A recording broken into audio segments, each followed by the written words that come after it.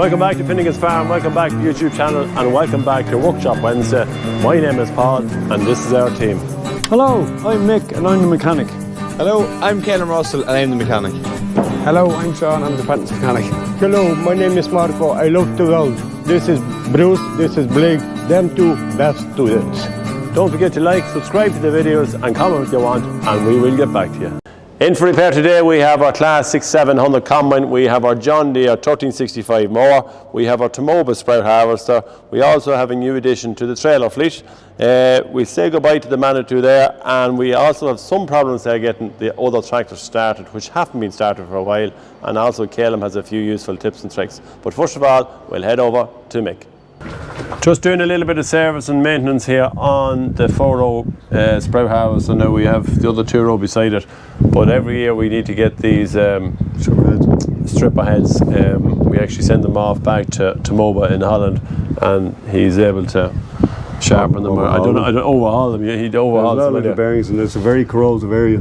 Yeah, so Mick, what have you done here so far on it? Before I strip, I lifted the top lid there, you can see it up the back. Yeah. And there's 4 belts, one to each stripper head. I back them off so I can release the stripper head when I open up the covers, which is the next job. So the stripper head, just to explain, is a series of little knives, isn't it? Yeah, this one here, this one's opened up. You want to come around there, Jake? Well, Jake might get ahead here. See this one here, this one's open. Yeah, that's no, that one's closed, so. Yeah, there's one open. Now I have, these are guides here, I have them lifted up, it gives me access to it. You can do it up on the panel up above. And they're replacing, I think they do the bearings as well, Paul. Yeah, so it's the fact that they will all close in together and spin at the same time. That's really what to get them overhauled. And sharp knives. And sharp knives, yeah, new sharp knives on them. But yeah, it pays off because we've done the last few years and we've had no trouble with them. And then a very odd time to break a knife. Yeah, but they're easy enough. It's only a little 6-month screw there. Yeah. Okay. Well, so we but to get at them, then we have to swing this up, and hold on, Paul. Can I hang out with that? How come I get all the lifting jobs, Mick? Huh? I'll have to get another cable too. Where's Kaylem now when you want it? So I've lifted up here. This is the belt, actually the transfer belt that brings the sprouts from one side of the machine over to the far side and up the elevator. Again, we're probably looking at bearings there on. Although they're all on auto greaser, which is not too bad. Yeah, but just to check them anyway. Just try that, but I don't know if the cable's strong enough. Well, it's not too bad. Yeah.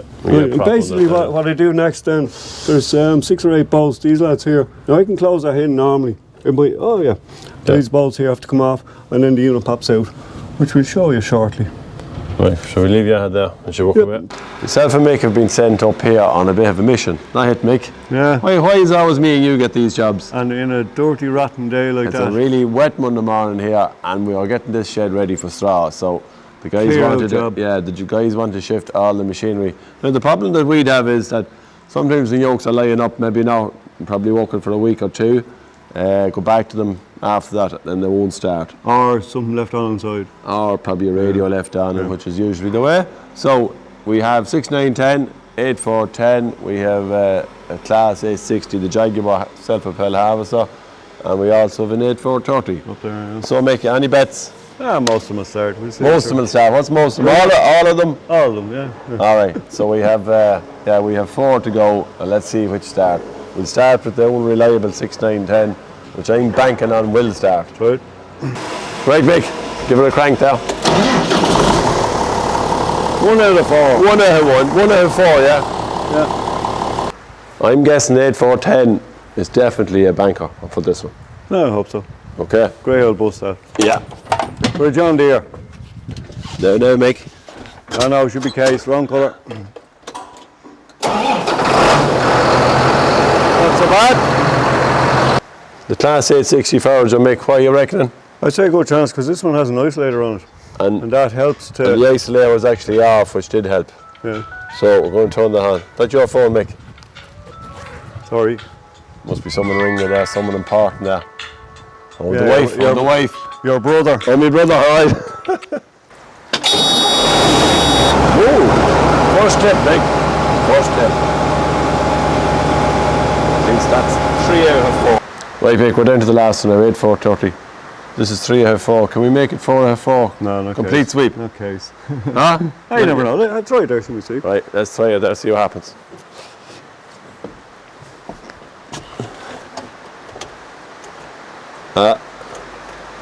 We've no isolator on this, have we? No. Not that I know of, any.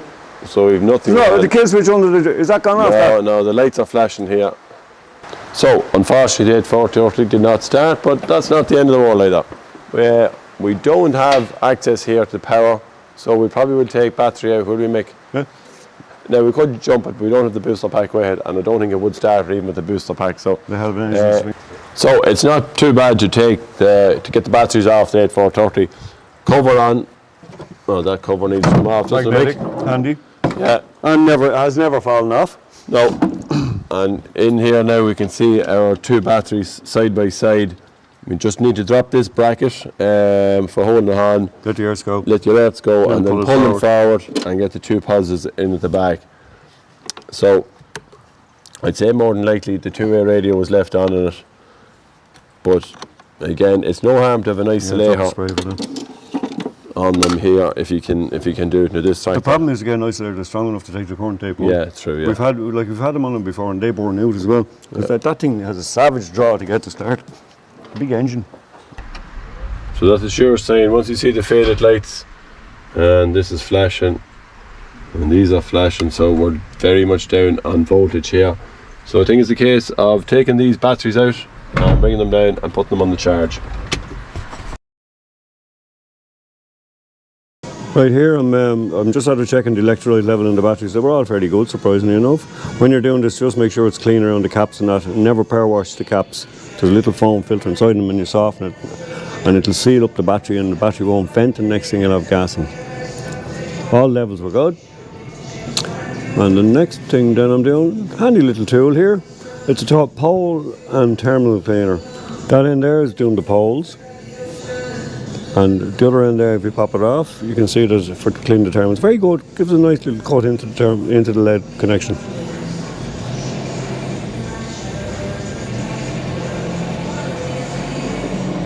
That battery I checked out. That's a sealed battery. The other one you can't open it to see.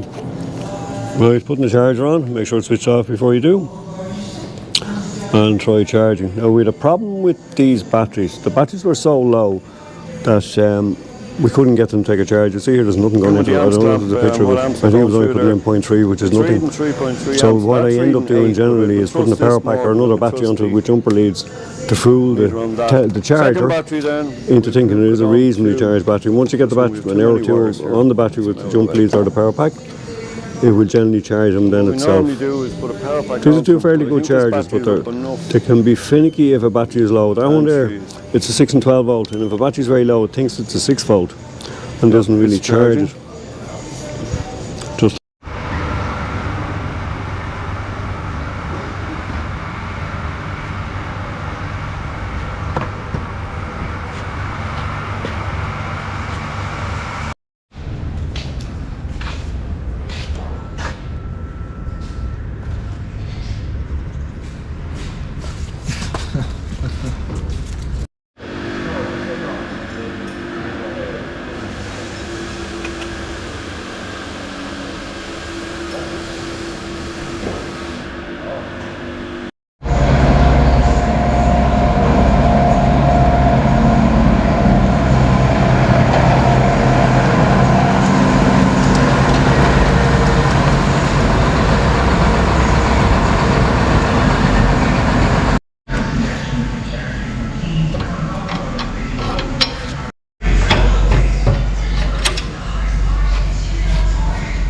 John Deere 1365 mower in for a little bit of repair, TLC, call it what you want, Marco. It's it needs a little bit of looking after, doesn't it? Oh yeah.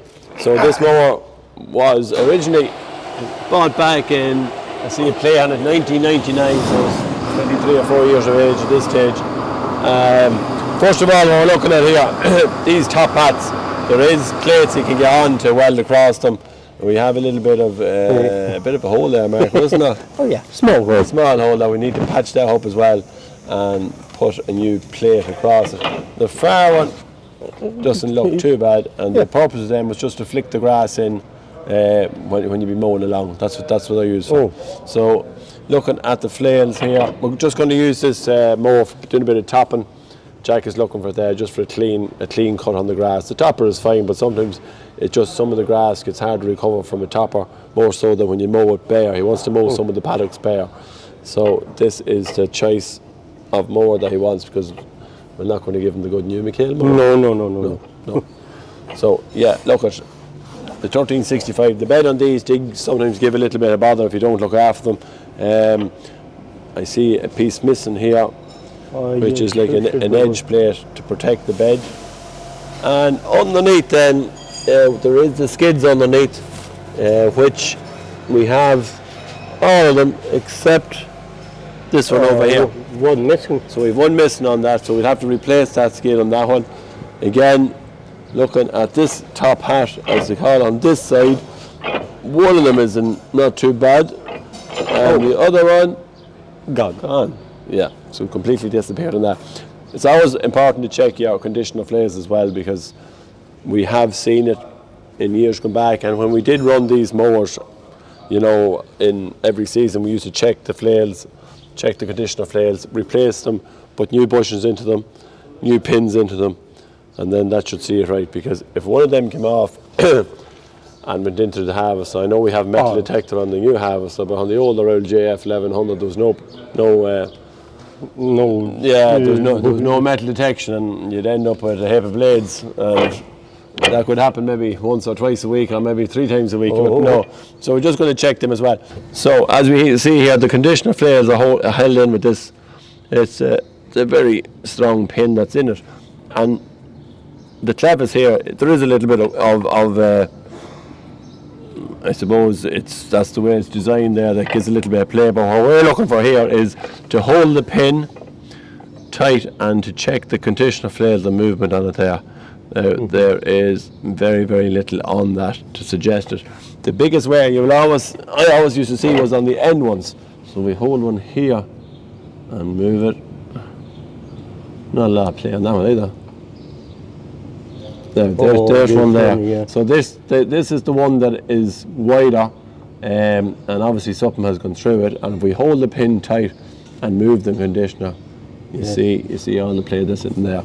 So it's a very thin bushing that's in the conditioner flails. We'll replace a few of them and just check it overall. But apart from that, for a mower of his age, 23 years. 23 years. We're not going to. You couldn't say too much about it now. Good girl. Good girl. Right, we'll try.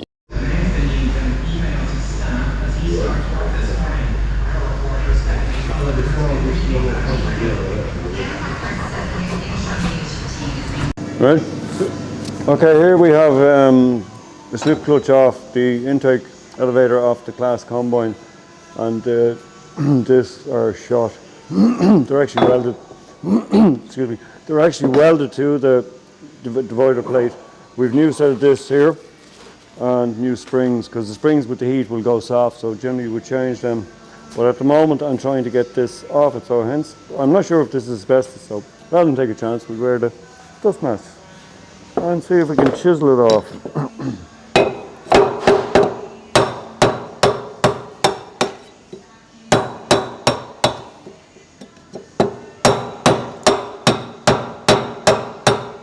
It's well and truly welded to it.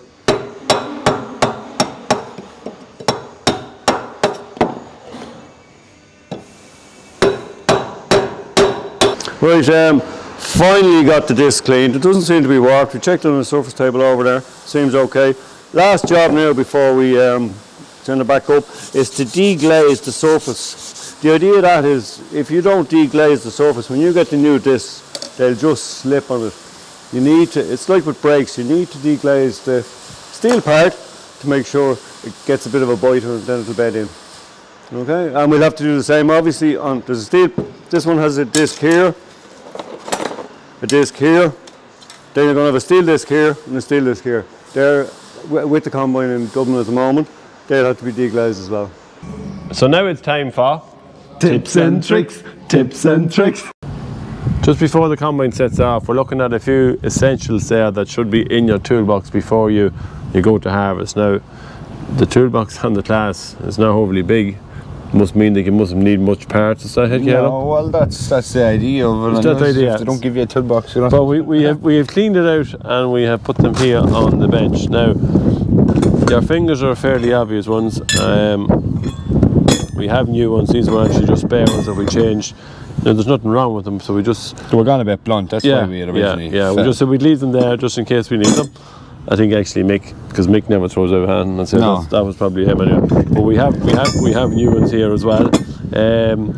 Intake elevator bars, no harm to have a few of them there, because you may take in a stone at some stage, you may not, but they can sometimes bend, and when they bend, then they kink the chains, and it's then they can cause problems because the chains then can break. Yes. And if that did happen, we have, let's say that's one of your giant blocks. Is that a giant blocks? Is that grain elevator or is that front elevator? No, that's front elevator. So that's the front elevator. Giant blocks, and we have bolts here to match. I presume that's the ones to match. We also have retractable fingers.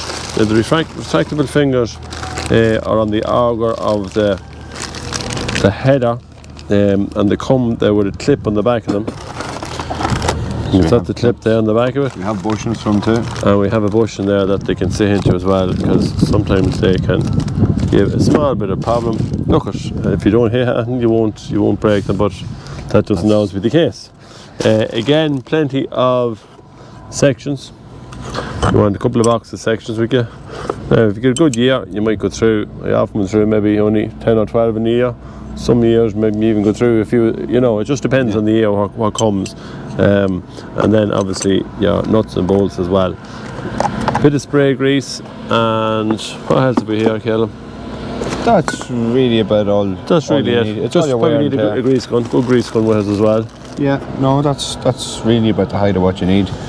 But definitely having your spare bars is important, because you can even straighten the ones that you do bend, but you're obviously not going to do that out in the field, just to have erasement to fit, to keep you going. Now, I see you there after filling up the... Yeah, so on this nice combine now you have a water tank, and for cleaning your hands or whatever, but just put a little bit of G101 in it. Yeah. So my hands are not too bad there now, but they're still not great, and a bit of that stuff on it and a rag, and I have lovely clean hands. And even smells good here too. Yeah. And a clean rag, probably no harm to have a clean rag in the toolbox as well. Now I will have my own toolbox in the combine with me, but anyway, if I'm a problem, just ring the lads here, they'll fly out there at the drop of a hat, won't you? Yeah, any time other than Sunday. Sunday, yeah. Well, now you're going to be driving it now, so you'll be driving it on Sunday anyway, so you're going to be the Sunday driver, is that it? I'll see you about that now. So today we're just going to focus a little on our low loader. Actually, not this low loader, because we're after purchasing our new low loader. As you can see here, we have, this one is manufactured by AWilson Engineering down in Critty Yard in County Laois, and we have Kevin Shannon. Kev is the man who brought me down to have a look at this low loader and convinced me to buy it, which I have to say we're really pleased with. Right, Kev, will you go through a quick spec on it there as we have spec'd it out? You were talking a while, like this trailer you've had for what, 15 years? Yes. Did you well, but we moved on. says you have your fast track, faster stuff has to be right, so I just remember looking around and I remember saying it to you, and we went down to your man, and I suppose that just sold it really. He's very particular. Very particular, and seems to be the build quality is fantastic on this trailer. Now I know most loaders, lots of manufacturers out there, and they will be the same. But I just kind of thought this one had a little bit more on it. So look, we went for ball and spoon. It's fairly straightforward on that. You've no rock in your hitch, and that's where you get most of your wear. And with a low loader with different weights in it, you'd be rocking, and it'd be a better job. Like lengthwise, then we're on. So this one you wanted, it's 28-foot bed with a 4-foot beaver, so you're talking 32 foot. Yeah. In fairness, you went fair spec. So rear steer on this. She's the hydraulic ramps in and out and up and down. She's galvanised ramps. Now the way AWilson does them is it's actually fairly unique. It's an overslung axle. Yeah. So it means you're getting a better clearance underneath. Yeah. But your bed is actually lower. Yes. And you can get a higher wheel. Normally these low loaders come with 17.5-inch diameter wheels. These are 19.5s. He reckons they're better load rating, and look, it's all these little things that make a big difference. Yeah. But yeah, it's a highly spec. Now we have a winch here on the front. A winch on it, 10-ton winch on the front of it there, just for in that time you might be pulling something up that mightn't move, and it's just handy to have. It's right built in nicely in here at the front, so it is. We'll go through. I like this touch here. As you can see, he has the Finnegan's Farm little bit of logo there, and it's actually reflective, which that's good to see it. Plenty of lights all around. Plenty of lights. So she comes standard with work lights. So you have 2 on each corner and 4 on the back. That's on a switch and in the cab. You have all your side lights here, and then when you put on your indicators, all them flash. Yep. So it looks hard well.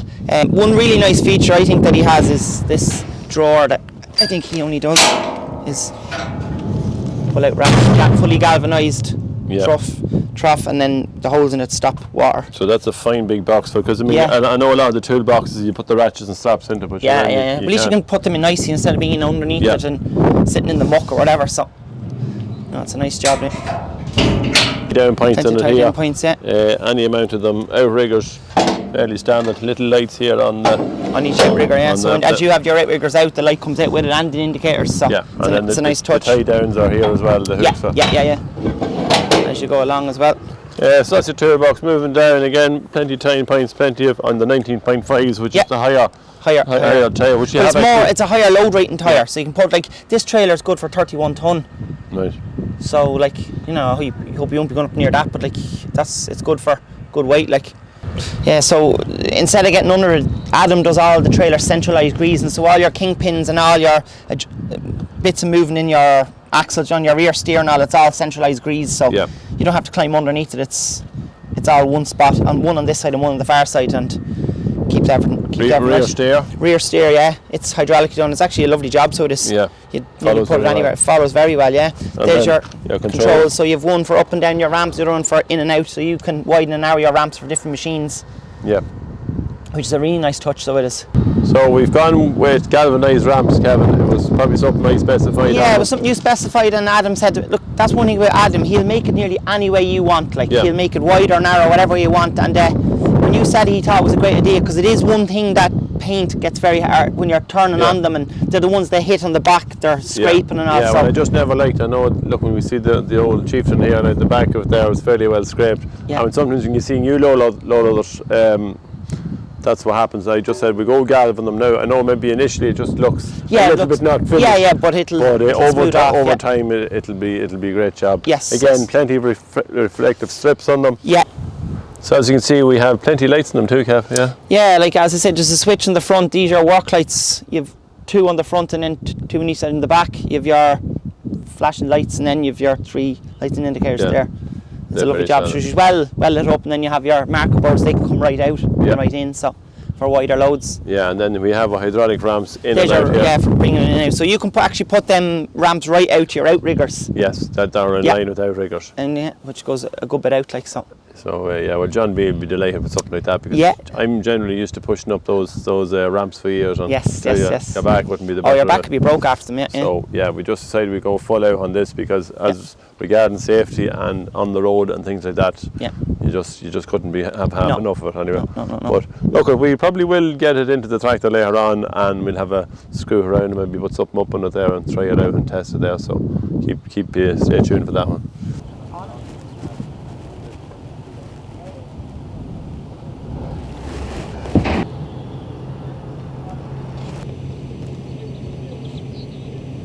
So that's it for this week's Workshop Wednesday. Don't forget to like, subscribe to the videos there, and you will get a notification when they're coming through, and yes, they are free. So from everyone here at Finnegan's Farm, we'll talk to you all next Wednesday.